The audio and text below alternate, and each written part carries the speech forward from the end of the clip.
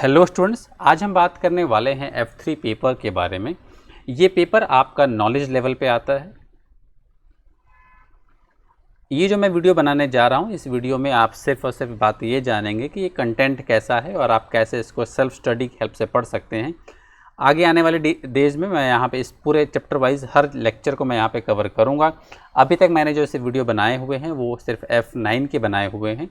Apart from this मैं tax का और एडवांस टैक्स और एडवांस FM के पेपर भी यहाँ पे कवर करूँगा अभी हाल के दिनों में। उसके बाद मैं SBR और SBL के पेपर भी यहाँ पे कवर करूँगा। चलिए आज हम बात करते हैं सिर्फ और सिर्फ F3 के बारे में। मैं F3 इससे स्टार्ट करना चाहता हूँ ताकि बच्चे जो नॉलेज लेवल के हैं वो थोड़ा सा मोटिवेट हो कि हाँ यार ACCA कर सकते हैं और बहुत मुश्किल नहीं है। अगर हम थोड़ा सा डेडिकेशन दिखा देंगे तो सभी पेपर हमारे ईजिली क्लियर हो सकते हैं। अब देखिएगा यहाँ पे बात क्या हो रही है। ये है, मैं सबसे पहले लिख दूँ यहाँ पे, that is paper F3, that is financial accounting. और ये पेपर है आपका ACCA का। और ये कौन सा लेवल है? ये आपका नॉलेज लेवल का पेपर है। अब जरा आप कंटेंट को देखिए। अगर आप कंटेंट पे जोर डालेंगे तो आप देखेंगे कि ये बहुत ज़्यादा ईजी है। नथिंग टू वरी अबाउट कि यार नहीं मुझे मैं कर नहीं सकता या कर नहीं सकती। ये बहुत ज़्यादा ईजी होने वाला है। देखिए कैसे कैसे। एक चीज़ और, अगर हम पेपर एग्ज़ाम पैटर्न की बात करें, एग्ज़ाम पैटर्न से कैसा होता है, अगर आप एग्ज़ाम पैटर्न देखना चाहते हैं तो आप ACCA.global पे जा कर के भी आप इसका देख सकते हैं। और अगर आप चाहें तो आप सिर्फ F3 सर्च करें अगर आप गूगल पे जाके, तो भी आप इसको मैं दिखाता हूँ कैसे देखना है। आप क्रोम खोलिए। क्रोम पे जाने के बाद आप सिर्फ लिख दीजिए F3 ACCA मॉक एग्ज़ाम, जो भी खुल जाए उस पर खोल दीजिए। इस पर चले जाइए। सेंसस, सॉरी ये गलत खुल गया, सेंसस का है ये, तो कोचिंग क्लासेस चलाते हैं। ये दूसरा है F3 ACCA ग्लोबल, इस पे चले जाइए। ACCA ग्लोबल बॉक्स, नहीं इसमें भी नहीं आएगा शायद, ये नहीं, ये भी नहीं, ये भी कोचिंग वाला ही खुल गया। F3 नहीं, रुकिए मैं यहाँ फिर से लिखता हूँ F3 मॉक एग्ज़ाम्स।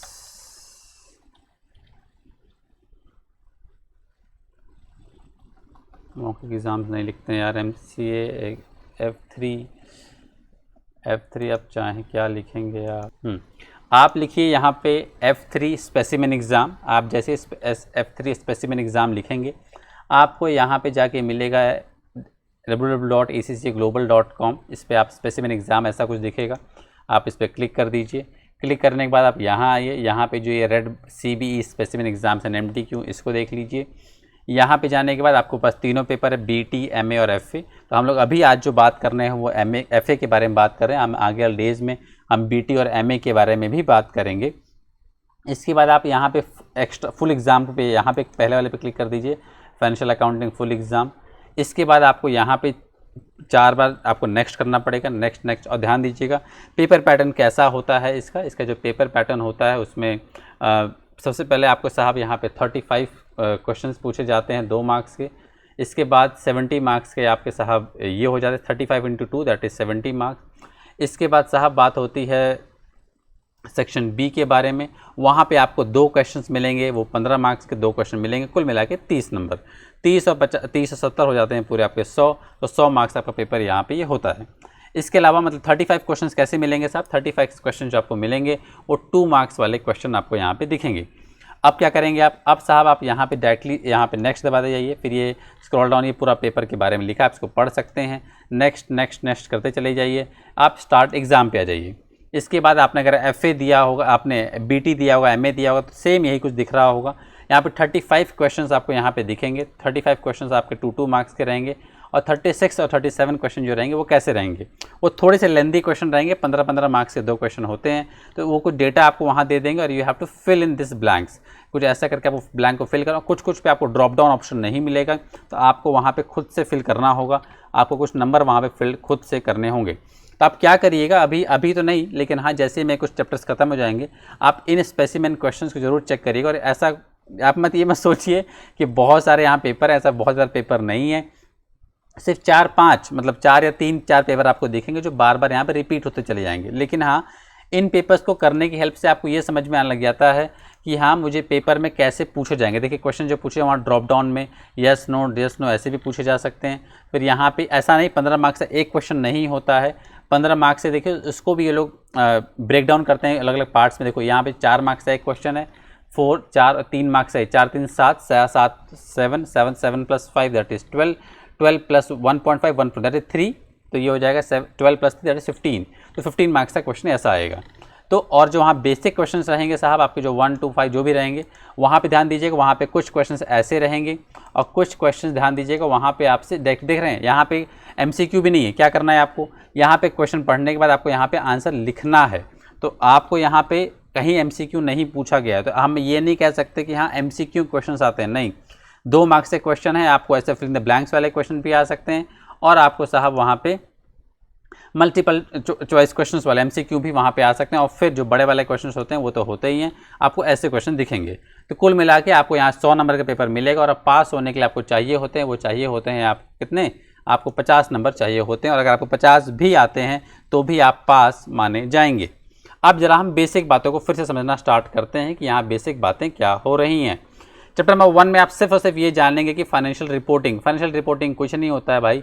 क्या होता है, हम लोग बैलेंस शीट जो बनाते हैं वो क्यों बनाते हैं। बैलेंस शीट मतलब statement of profit and loss statement of financial position, ठीक है, स्टेटमेंट ऑफ फाइनेंशियल पोजीशन। मैं इसको मिटा के फिर से लिख देता हूँ। बैलेंस शीट को आपको पता, मैं बता देता हूँ भाई, इंडिया में हम लोग बैलेंस शीट कहते हैं। उसी को साहब अगर आप कंपनी के पॉइंट ऑफ व्यू से बात करेंगे तो उसको हम लोग स्टेटमेंट ऑफ फाइनेंशियल पोजीशन कहते हैं। और अगर कोई बात कहता है फाइनेंशियल स्टेटमेंट, तो फाइनेंशियल स्टेटमेंट मतलब क्या होता है, फाइनेंशियल स्टेटमेंट के अंदर दोनों चीज़ें आ जाती हैं, income statement, statement of profit and loss and statement of financial position, दोनों चीज़ें मिल जाती, क्या बन जाता है, उसी को साहब हम कहते हैं फाइनेंशियल स्टेटमेंट। या हम इसको अपनी इंडियन भाषा में कहा जाए, जब हम इंडिया में पढ़ते हैं तो हम क्या कहते हैं इसको, हम लोग कहते हैं फाइनल अकाउंट्स, है ना। क्या कहते हैं इसको हम लोग, फाइनल अकाउंट्स कहते हैं। बस वही सब बातें यहाँ पे बताई गई हैं कि क्या क्या चीज़ें, बैलेंस शीट कैसी होती है। अब इंडिया में आप लोगों ने जब बैलेंस शीट क्लास 11th में पढ़ी हुई, हो सकता है आपने सोल ट्रेडिंग कंसर्न या पार्टनरशिप फर्म के लिए पढ़ी हो तो आपने बैलेंस शीट कुछ ऐसी बनाई होगी। लेकिन यहाँ पे साहब जो भी बातें हम लोग करेंगे वो बातें हम लोग एक कंपनी की करेंगे। ध्यान दीजिएगा, इस पूरे बुक में जो भी बात कही गई है वो कंपनी के पॉइंट ऑफ व्यू से बातें कही गई हैं। वो यहाँ पे हम सोल प्रोप्राइटरशिप या LLP के बारे में बात नहीं, LLP मतलब limited liability partnership, partnership firm मतलब पार्टनरशिप फर्म होता ही है। तो यहाँ पे आप लोग जो बैलेंस शीट बनाएंगे वो कुछ इस फॉर्मेट में बनाएंगे। यहाँ पे आप लोग स्टेटमेंट ऑफ फाइनेंशियल पोजीशन दिखेंगे और फिर यहाँ पे साहब एक तरफ ऊपर आप लोग एसेट्स, नीचे लाइबिलिटीज, या ऊपर एसेट्स, ऊपर लाइबिलिटी, नीचे एसेट्स, वो सब बातें हम डिस्कस करेंगे कैसे कहाँ पे। ध्यान दीजिएगा, आप लोगों ने कभी कभी ऊपर एसेट्स और नीचे लाइबिलिटीज़ भी देखा होगा और कभी कभी आपने ऊपर लाइबिलिटीज़ और नीचे एसेट्स देखा होगा। हम इसके बारे में भी डिस्कस करेंगे कैसे कैसे क्या क्या चीज़ें होती हैं, हम उस सब चीज़ें डिटेल में डिस्कस करेंगे, ठीक है। चलिए, तो ये मैंने ज़्यादा डिटेल बता दिया, इतनी ज़रूरत थी नहीं, हम लोग जब चैप्टर वाइज चलेंगे तो हम डिटेल बात करेंगे। तो फाइनेंशियल रिपोर्टिंग में आप यही सब बैलेंस शीट के बारे में जानेंगे कि बैलेंस शीट कैसी बनाई जाती है। फिर रेगुलेटरी फ्रेमवर्क, अभी जैसे इंडिया में होता है अकाउंटिंग स्टैंडर्ड्स होते हैं, उस तरीके से आज की डेट में ग्लोबली जो फॉलो किया जाता है दैट इज़ IFRS। हम इंडिया में भी IFRS को फॉलो करते हैं। ये टोटल एक थ्योरी चैप्टर, ध्यान दीजिएगा, ये टोटल एक थ्योरी चैप्टर है। डबल एंट्री बुक कीपिंग क्या होती है, ध्यान दीजिएगा, बुक कीपिंग होती है जब हम अकाउंटिंग करते हैं उससे पहले क्या की जाती है, उससे पहले की जाती है बुक कीपिंग मतलब कुछ नहीं होता भाई, बुक कीपिंग मतलब होता है सिर्फ जर्नल और लेजर में जो एंट्री रिकॉर्ड करते हैं ना, उसी को बुक कीपिंग कहा जाता है। कोई आपसे पूछे बुक कीपिंग क्या है, बोल देना भाई बुक कीपिंग मतलब होता है recording the initial transactions, recording the transaction that is called as book keeping. Journal and ledger में करने को, एंट्री को बुक कीपिंग कहते हैं। और लेजर के बाद क्या बनता है, लेजर के बाद बनता है ट्रायल बैलेंस, ट्रायल बैलेंस के बाद क्या बनता है, statement of profit and loss, और साथ साथ क्या बनता है, स्टेटमेंट ऑफ फाइनेंशियल पोजीशन। तो इन तीनों को मिला के साहब इसको कहा जाता है अकाउंटिंग, और इसको जो हमने पढ़ा जर्नल लेजर को साहब उसको कहा जाता है बुक कीपिंग। तो दोनों को मिला दोगे ना तो क्या बन जाएगा, दोनों को मिला दोगे तो बन जाएगा अकाउंटिंग। ध्यान दीजिएगा, इसको भी अकाउंटिंग बोला जाता है और मिला के भी अकाउंटिंग कहा जाता है। ध्यान देना, कोई आपसे बोले आर यू डूइंग अकाउंटिंग, बोले हाँ accounting. Are you doing book keeping, तो बोलो नहीं भाई मैं बुक कीपिंग नहीं, मैं तो बैलेंस शीट तक की बात करता हूँ, तो मैं बुक कीपिंग नहीं करता, मैं अकाउंटिंग भी करता हूँ, ऐसा भी आप कह सकते हो। तो book keeping accounting includes book keeping, क्या कहेंगे आप, अकाउंटिंग इंक्लूड्स बुक कीपिंग। हम डिटेल में बात करेंगे, बहुत डिटेल में बात करेंगे। मैं आज सिर्फ एक इंट्रोडक्टरी वीडियो बना रहा हूँ यहाँ पे कि आप लोग ये जान सकें क्या आप लोग F3 खुद से कर सकते हैं कि नहीं, तो एक बिना किसी बायसनेस के द आंसर इज़ यस। तो बुक कीपिंग के बारे में जानेंगे जो आपने क्लास 11 में पढ़ा हुआ है। Recording basic transactions and balancing the ledger, ledger को तो बैलेंस करना आता ही होगा। लेजर को बैलेंस कैसे करते हैं, टू बैलेंस हैं CD BD करते हैं ना, तो बस ब्रॉड डाउन जब हम लोग बाय बैलेंस BD, तो बस वही बात यहाँ पे बात इस चैप्टर में हम लोग करेंगे। इसके बाद साहब बात होगी returns, discount and sales tax, जो आपने क्लास 11-12 में पढ़ा होगा GST के बारे में, वही यहाँ पे सेल्स टैक्स के बारे में बात करेंगे। वही सेम कॉन्सेप्ट से डिस्काउंट आपको पता होगा, trade discount, sales discount, cash discount, वो सब बातें हम लोग यहाँ भी बात करेंगे। इन्वेंट्री कुछ नहीं है, इन्वेंट्री में नॉर्मली बात कही गई है ओपनिंग स्टॉक, क्लोजिंग स्टॉक के बारे में, और कुछ खास बातें नहीं गई हैं। कुछ मेथड्स बात डिस्कस किया गया FIFO LIFO के बारे में, हम वो भी डिस्कस यहाँ पे करेंगे। फिर नॉन करंट एसेट्स क्या होते हैं पता ही होगा साहब, जो मशीनरी होती है वो सब नॉन करंट एसेट्स होते हैं। उसको परचेज करना, उस पर डेप्रिसिएशन लगाना, ये सिंपल सी कवर की। डेप्रिसिएशन आपने क्लास 11 में पढ़ा हुआ है।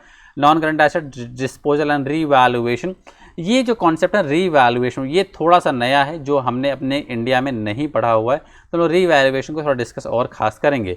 डिस्पोजल मतलब कुछ नहीं होता, डिस्पोजल ये लोग वर्ड डिस्पोजल यूज़ करते हैं, लेकिन आप लोग को ये मान के चलना है कि इसकी सिंपल सी मीनिंग है सेल। भाई जब आप कोई मशीन यूज़ करते हो तो क्या करोगे, यूज़ करने के बाद आप क्या करोगे, आप उसको सेल कर दोगे। तो सेल करने को इन्होंने यहाँ पे डिस्पोजल वर्ड से सिग्निफाई किया हुआ है। फिर इनटेंजिबल एसेट्स क्या होते हैं, इनटेंजिबल एसेट्स जैसे कि साहब जिसको हम टच नहीं करते, जैसे ट्रेडमार्क, कॉपीराइट है ना, गुडविल, नहीं ये सब होते हैं। तो ट्रेडमार्क, कॉपीराइट, जो गुडविल ये सब होते हैं साहब, इसी को हम लोग यहाँ पे डिस्कस करेंगे कि इनटेंजिबल एसेट्स का कैसे डेप्रिसिएशन लगाते हैं। उस पर डेप्रिसिएशन नहीं लगाया जाता है, उस पर क्या लगता है, उस पर अमोर्टाइजेशन होता है। इसको भी हम डिटेल में डिस्कस करेंगे कैसे अमोर्टाइजेशन होता है और कैसे कैसे क्या क्या चीज़ें होती हैं। तो देख रहे हैं बहुत ही सिंपल चीज़ें, ये सभी चीज़ें आपने क्लास 11th और 12th में कवर की हुई हैं। अक्रूवल्स क्या होता है साहब, अक्रूवल्स मतलब होता है प्री पेमेंट्स, जो अक्रूवल्स मतलब होता है आउटस्टैंडिंग, प्री पेमेंट मतलब होता है साहब जो आपको भविष्य में फ्यूचर में पे करना है। अक्रूवल्स मतलब हो गया साहब, जैसे अभी आपको इंडिया में क्या सुना होगा, आउटस्टैंडिंग पेमेंट, मतलब जो हमें पे करना है, अक्रू हो गया है but we have not paid it, that is called as accruals. Prepayment क्या होता है साहब, जो हमने ऑलरेडी पे कर दिया है। इसके बारे में भी दो बातें हैं, अक्रूवल्स को साहब हम लोग बताऊंगा मैं, accrued expenses and accrued income. तो थोड़ा सा अक्रूड इनकम मतलब जो ऑलरेडी प्रीपेड में वो डिस्कस करेंगे, ये थोड़ा सा टेक्निकल पॉइंट, एक छोटा सा पॉइंट आएगा जो हम लोग चैप्टर में बहुत डिटेल में कवर करेंगे कि अक्रूवल्स की मीनिंग किस सेंस में क्या आती है। जब हम इनकम की बात करें और एक्सपेंसेस की बात करें तो अक्रूवल की रियल मीनिंग क्या निकल के आएगी वो हम डिस्कस करेंगे। इसके बाद साहब बात आती है रिसीवेबल्स के बारे में, मतलब हमने किसी को सामान बेचा, that person will be called as a debtor. तो साहब उस बंदे को जो इसको हम डेटर कहते हैं उसी को रिसीवेबल्स कहते हैं। और बस वही बात, अगर हमने कहीं सामान खरीदा है, परचेज़ किया है, तो हमारा वो क्या बन जाएगा, पेएबल्स बन जाएगा। और कैसे हम प्रोविजंस बनाते हैं, कंटीजेंट लाइबिलिटी, ऐसी लाइबिलिटी जिसको हमें पे करना है या नहीं और कितना पे करना है ये हमें क्लियर अभी तक पता नहीं है, उसी को कहा जाता है कंटीजेंट लाइबिलिटी। तो कितना सिंपल सा कॉन्सेप्ट है, बहुत ईजिली आपका कवर हो जाएगा, बिल्कुल डरने की बात नहीं है। फिर आती है बात capital structure and finance cost. Capital structure कुछ नहीं होता है, आपने जब अपने बैलेंस शीट में आपने वो बिज़नेस स्टार्ट किया हुआ है साहब, तो जब आप बिज़नेस स्टार्ट करते हैं तो आपने जो पैसा रेस किया है वो शेयर कैपिटल से कितना रेस किया है, डिवेंचर से कितना रेस किया है, रिजर्व से कितना रेस किया है, क्रेडिटर्स से कितना रेस किया, बैंक लोन से कितना रेस किया है, शॉर्ट टर्म लोन कितने हैं, लॉन्ग टर्म लोन कितने, that is called as the capital structure. पैसे कहाँ कहाँ से रेस किए जाते हैं उसी को साहब नॉर्मली कैपिटल स्ट्रक्चर कहा जाता है। तो हम इसके बारे में भी डिटेल में डिस्कस बाद में करेंगे जब हम चैप्टर वाइज यहाँ पे पढ़ेंगे। फिर आती है बात control accounting and reconciliation. Reconciliation मतलब क्या होता है साहब, टैली करना। रिकन्सिलिएशन मतलब होता है टैली करना। तो कंट्रोल अकाउंट क्या होता है साहब, कंट्रोल अकाउंट मतलब होता है कि अगर आपने कोई गलती कर दी, लेट्स से आपने कोई गलती कर दी है, कहाँ पे, आपने जब बुक्स ऑफ अकाउंट्स एक बुक्स ऑफ अकाउंट से बनाया और दूसरी बुक्स ऑफ अकाउंट जहाँ बना रहे हो दोनों में मिसमैच हो रहा है, इसके बारे में डिटेल में हम डिस्कस करेंगे कैसे एक जगह कुछ मिस हो गई, या ऐसा भी तो हो सकता है। नॉर्मली इसमें जो कहानी बताई गई बुक में वो ये बताई गई है कि अगर आपके मान लीजिए एक किताब बुक्स ऑफ अकाउंट्स बनी हुई है और आपकी आधी चीज़ जल गई, अगर आधी चीज़ किताब जल गई, थोड़ा सा डिटेल दिख रहा है, अब कैसे इसको बैलेंस करोगे। तो बस जो बैलेंसिंग चीज़ें होती हैं, हम कैसे कैसे एडजस्ट करके वो बैलेंसिंग फिगर निकालते हैं, उसके बारे में यहाँ पे कवर किया गया। That is called as control account reconciliation. और कैसे हमारा balancing of that what we call it as the bank का बुक्स और कैश का बुक कैसे कैसे टैली कराएंगे, वो सब बात हम यहाँ पे करेंगे। बैंक रिकन्सिलिएशन कुछ नहीं है, दो आपने इंडिया में पढ़ा हुआ ना BRS बैंक रिकन्सिलिएशन स्टेटमेंट, वही सेम यहाँ भी है और कुछ भी नया यहाँ पे नहीं है। जैसा हम लोग यहाँ पे अपने इंडिया में हम लोग क्या कहते हैं, इंडिया में लोग पासबुक कहते हैं, तो क्या बोलते हैं, यहाँ पे आप लोग को पढ़ोगे बैंक स्टेटमेंट, उसको क्या कहते हैं ये लोग, बैंक स्टेटमेंट कहते हैं। और हम लोग इंडिया में क्या कहते हैं, इसको पासबुक कहते हैं। तो बैंक स्टेटमेंट जो बैंक की पासबुक होती है उसको हम पासबुक कहते हैं, वो लोग बैंक स्टेटमेंट कहते हैं। और खुद की जो बुक्स अब बनाएंगे वो तो हमारी कैश बुक कहलाती है। तो हम इसके बारे में डिटेल में डिस्कस करेंगे। आप देख रहे हो कुछ भी नया आपको अभी तक नहीं दिखा है जो आपने इंडिया में नहीं सुना, मैंने सब बातें वही रिपीट करी हैं यहाँ पे। इसके बाद साहब बात है ट्रायल बैलेंस के बारे में, सेम एरर्स गलतियाँ हो जाती हैं। एरर्स आपको याद है, कभी आपने पढ़ा होगा रेक्टिफिकेशन ऑफ एरर्स, पढ़ा होगा आपने कभी ना कभी, तो बस वही सेम चैप्टर यहाँ भी आप लोग डिस्कस करेंगे। रेक्टिफिकेशन ऑफ एरर, कुछ भी नया नहीं मिलेगा, सेम वही मिलेगा जो आपने वहाँ पे पढ़ा हुआ था, ठीक है। इसके बाद आती है बेसिक प्रिपेयरिंग फाइनेंशियल स्टेटमेंट। आप वही जो फाइनल अकाउंट्स बनाते हैं ना, जो आपने क्लास 11th में सीखा था, फाइनल अकाउंट्स कैसे बनाते हैं। क्लास 12th में आपने पार्टनरशिप फॉर्म का फाइनल अकाउंट बनाया होगा, तो बस वही फाइनल अकाउंट हम लोग यहाँ भी बनाएंगे। किसका बनाएंगे, यहाँ पे हम कंपनी का बनाएंगे, बस इतना सा फ़र्क आएगा कि यहाँ हम कंपनी का बनाएंगे और क्लास 11th में आपने पार्टनरशिप फॉर्म या सोल ट्रेडिंग कंसर्न का देखा होगा। इनकम्प्लीट रिकॉर्ड्स बनाए ही नहीं गए हैं पूरे, तो उसको हम दिखेंगे कैसे हम उसको कंप्लीट कर देते हैं। Statement of cash flow, I hope आपने क्लास 12th में शायद ही पढ़ा होगा। कुछ बच्चे आई थिंक महाराष्ट्रियन बोर्ड या दूसरे बोर्ड के जो बच्चे हैं शायद उनके सिलेबस में अभी भी ये स्टेट बोर्ड के बुक्स में नहीं है, तो क्लास 12th में है वैसे ही कैश फ्लो, तो वही सेम कैश फ्लो यहाँ भी है, पर थोड़ा सा हो सकता है लेवल बढ़ गया हो, लेकिन सेम कैश फ्लो वही है। कितना कैश आया कितना कैश गया ये हम डिस्कस यहाँ पे करेंगे। इसके बाद चैप्टर नंबर 20 का जो चैप्टर है, ये चैप्टर आपने अगर आपने F2 देखा हुआ है तो आपने F2 में इस चैप्टर को पढ़ा होगा साहब। F2 दैट इज़ MA में इसको देखा हो, और अगर नहीं देखा है, अगर आप पहली बार अभी F3 ही डायरेक्टली दे रहे हैं तो कोई बात नहीं, हम डिटेल में इसके बारे में कवर करेंगे। अपार्ट फ्रॉम दिस आप लोग इस चैप्टर को F7 में देखोगे, F5 में देखोगे, F9 में देखोगे। इसके बाद AFM दैट इज़ AFM आप लोग इसको साहब P4 में भी देखोगे। मैं सभी सब्जेक्ट्स को कवर करूँगा धीरे धीरे अपने इस चैनल पे, तो आप लोग वहाँ पे भी फॉलो देख सके अपना देख लीजिएगा। लेकिन बेस्ट अभी आप लोग F3 देखिए, क्या वहाँ का देखना, जब आप पहुँचोगे तो उन लेक्चर्स को देख लीजिएगा, अभी मैंने बनाए नहीं है, ठीक। इसके बाद साहब कंसोलिडेशन क्या होता है साहब, अगर हम एक कंपनी मान लीजिए एक कंपनी A लिमिटेड है और दूसरी कंपनी B लिमिटेड है, ये दोनों कंपनी आपस में मर्ज हो जाती हैं, तो जब उनकी बुक्स ऑफ अकाउंट्स बनाई जाती हैं तो मिला के बनाई जाती हैं, that is called as consolidated statement of financial position. A company और अगर ए कंपनी ने बी कंपनी 50% से ज़्यादा, ध्यान दीजिएगा 51% से ज़्यादा, 50% 51% कहना ज़्यादा बेटर रहता है, होल्डिंग नॉर्मली 41% से होती है, तो 51% से ज़्यादा अगर आप होल्डिंग कर लेते हैं साहब, मैं कहता हूँ 50% का हो, 51% कन्फ्यूजिंग वाली बात है, आपको मैं कन्फ्यूज़ नहीं करना चाहता, तो डायरेक्टली मुद्दे की बात करें तो आप साहब 50% की बात कर लो। 50% से ज़्यादा अगर साहब ए कंपनी बी कंपनी को होल्ड कर लेती है तो साहब उस केस में बी कंपनी बन जाएगी सब्सिडरी कंपनी, ठीक है। तो 51% की बात भी अगर आप मैंने छेड़ ही दी है तो देख ही लीजिए उसके बाद को भी।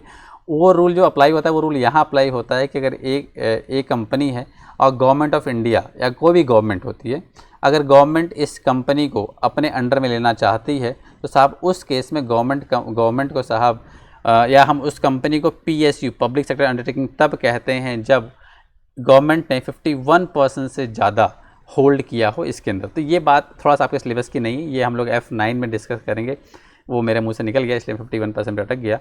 तो 50% मानिए, तो ए कंपनी अगर बी कंपनी के साथ 50% से ज़्यादा तो होल्ड करती है तो ए कंपनी की रिस्पॉन्सिबिलिटी बनती है कि वो जब अपनी बैलेंस शीट को बनाएगी तो बी कंपनी के डेटा को अपनी बैलेंस शीट में शामिल करेगी। तो हम क्या कर रहे हैं, हम कंसोलिडेट कर रहे हैं, मिला रहे हैं किसकी बैलेंस शीट को, बी कंपनी की बैलेंस शीट को अपनी बुक्स में मिला रहे हैं। तो ये भी चैप्टर ध्यान दीजिएगा, ये भी मैं सब कवर कराऊँगा। और अब मैं बता दूँ आपको खास बात है कि मैं कौन कौन से चैप्टर से आपको साहब 15 मार्क्स से क्वेश्चन देखने को मिलेंगे, तो नोट करते रहिएगा। चैप्टर नंबर 22 से मिलेगा आपको 15 मार्क्स का क्वेश्चन, मतलब आधा पार्ट। मैंने क्या कहा, 4 मार्क्स 3 मार्क्स होते हैं ना जो वैसे वाले, तो आपको साहब एक मिलेगा चैप्टर नंबर 21। इन दोनों चैप्टर से एक क्वेश्चन आ सकता है। एक क्वेश्चन आपका जो 15 मार्क्स का आएगा वो आ सकता है कैश फ्लो से, क्योंकि यही लेंथी चैप्टर है, ठीक है। एक ये चैप्टर हो गया 21 22 3 मिला के हो गए। इसके बाद प्रिपेयरिंग ऑफ फाइनेंशियल स्टेटमेंट, ये बस। इसके अलावा साहब ऊपर के जो भी 16 चैप्टर्स हैं ना पूरे के ऊपर के, वहाँ से कोई लेंदी क्वेश्चन लॉन्ग क्वेश्चन नहीं पूछे जाएंगे आपसे साहब। वहाँ सिर्फ और सिर्फ आपसे MCQ क्वेश्चन पूछे जाएंगे। Chapter number 17, chapter number 19, chapter number 20, 21, 22, यहाँ जो ये चैप्टर्स है खास, यहीं से साहब आपके चैप्टर नंबर जो 15 मार्क्स के क्वेश्चन है पूछे जाएंगे। आई होप आपको ये वीडियो पसंद आया होगा साहब। नेक्स्ट वीडियो में मैं चैप्टर नंबर 1 के बारे में बात करूंगा। जल्दी जल्दी कोशिश करूंगा साहब, इसी मंथ में मैं पूरे वीडियोस लाने की कोशिश करूंगा। Thank you so much for watching my video and please comment जरूर करें, खूब सारे कमेंट करें ताकि मैं जान सकूँ कि आप लोग को मेरे वीडियोज़ पसंद आ रहे हैं या नहीं आ रहे हैं। और आप लोग मेरा जो भी है रिव्यू प्लीज़ खूब सारे कमेंट करें, जो भी मन में आता है ना खूब लिखें ताकि मैं जान सकूँ, और मैं जल्दी जल्दी वीडियो बनाऊँगा साहब। ठीक है, thank you so much, take care everyone, खूब पढ़ाई करें, मस्ती करें।